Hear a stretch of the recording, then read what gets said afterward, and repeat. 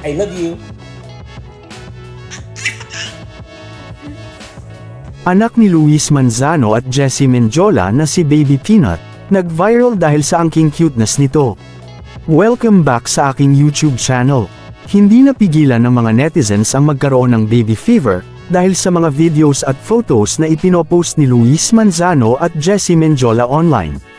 Sobrang cute at bibo naman kasi ng kanilang 7 months old baby na si Rosie o mas kilala bilang Peanut.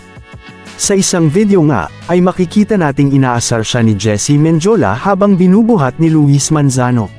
Very sweet at innocent ang bawat ngiti nito kaya naman nag-viral ito sa social media. Wala ngang paglagyan ng pasasalamat ni Jessie Mendiola sa Panginoon dahil sa healthy baby girl na ipinagkaloob nito sa kanilang mag-asawa. Excited na si Jessie Mendiola at Luis Manzano sa mga bagong milestones ni Baby Rosie. Magaling kasi itong mag-respond sa iba't ibang kulit na ginagawa ng mag-asawa.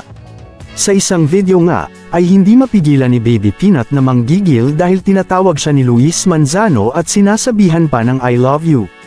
Samantala, ayon sa obserbasyon ng mga netizens, kamukhang kamukha ni Baby Peanut ang kanyang lola na si Vilma Santos noong kabataan pa nito. Sobrang tuwa nga ng reaksyon ni Vilma Santos sa balitang ito at inaasar niya ang kanyang anak na si Luis Manzano. Laging dinadalaw ni Vilma Santos si Baby Peanut, at dinadalhan niya ito ng mga paboritong pagkain.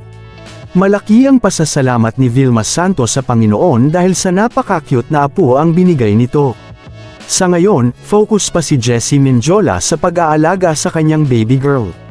At ayaw niya pang bumalik sa showbiz world dahil gusto niyang masaksihan ang development ni Baby Peanut.